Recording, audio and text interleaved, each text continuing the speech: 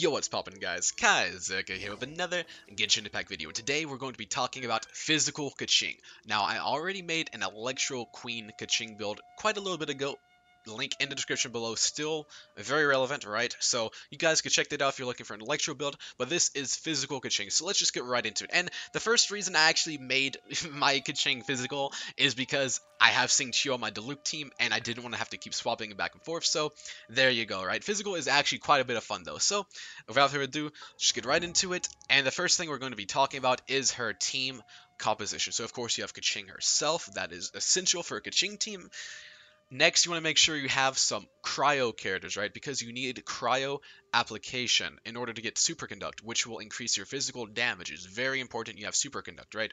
So I like to use Kaya. If you have Ganyu, then of course use her, right, as a support DPS. Although I don't know why you'd use, Ganyu as a support for your Keqing instead of just using Ganyu as your main DPS because she does way more DPS than Keqing. But that's besides the point, right? Ganyu works, Kaya works, Diona works, Chi-Chi works, any cryo character, right? Except Chongyun, I will say I would not recommend Chongyun. The reason I would not advise him is because he converts your damage to cryo, of course. So that's going to completely take away the point of being a physical build. If you're going cryo Keqing, then yeah, use Chongyun. But this is physical, so I would not use Chongyun in this build whatsoever, right? But yeah, so for healers, of course, I like Diona. Chi-Chi is also good because you use cryo. Those are two I'd recommend the most because you get cryo application. But of course, you could also use any other healer. You could use Bennett. You could use Jean. Anyone really, even Barbara works, right? Even Barbara works. Now, for your last slot, it's a bit more of a flex. I like to have an electro character here like Fischl because this will help with your electro application for your super conduct again. So, yeah, I like Fischl. She's just a strong character anyways. I consider her S tier support anyways. So, yeah, just a great character overall and will help with your reactions, right? Now, the next thing I want to talk about with our Keqing is her attributes, of course. Now, crit rate, crit damage, those are the two most important things. She's going to be hitting like a truck. Of course, you also need, well, physical damage because she's a physical DPS here. So physical damage also super, super important. Energy recharge is not too important, but yeah, crit rate, crit damage, and of course attack is also very nice, but it does not scale as well as crit rate and crit damage. So try to get to the 1-to-2 ratio if you can. If not, just get as much as you can, right? Because keep in mind, when you do use her ultimate, then she is going to have additional crit rate, which means you don't have to have your crit rate quite as high, right? Don't need it quite as high. So yeah, you could focus a little bit more on crit damage than you would otherwise, right? But yeah, next thing I want to talk about is her weapons. I like to use a black sword here as a force weapon. Of course, the best in slot would be the Aquila Favonius, which is 5-star. It's amazing, superb, right? There, pretty much any 5-star weapon would work on her quite well. I mean, 5-star weapons are always going to be great. Black Sword for 4-star. Now, for free-to-play option, you could also use the Prototype Rancor because it also gives you physical damage bonus, which is very nice. It's going to help, of course, physical build. So, yeah, I like the Black Sword, though. It's my preferred. It gives you a little bit of healing.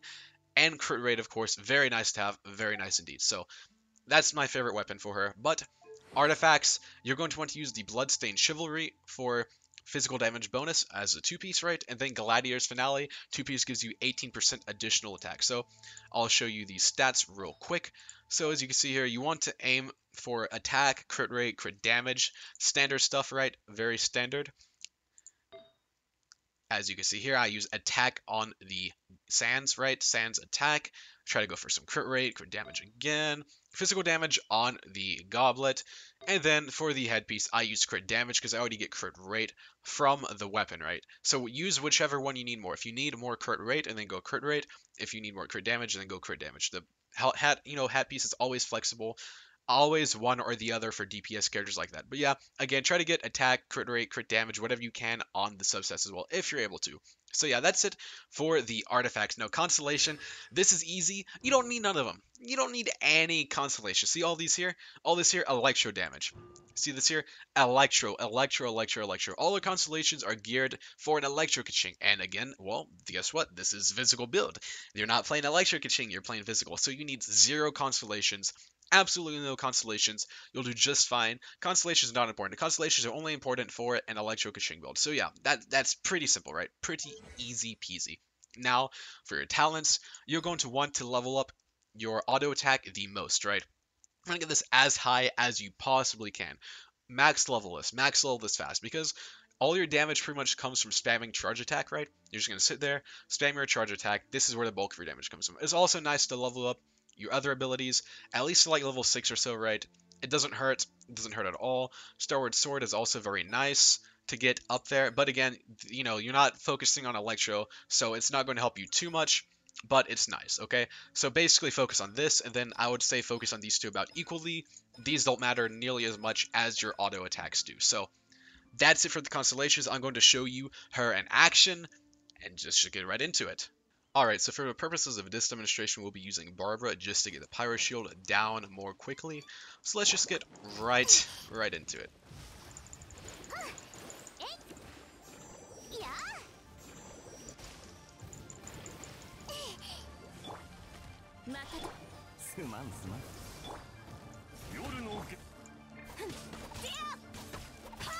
So as you can see, she could do some decent damage. Nothing like too crazy, but it's still decent. It's decent, right? It's not anything like crazy. That's why I consider Keqing an A tier character, not an S tier. She's good, right?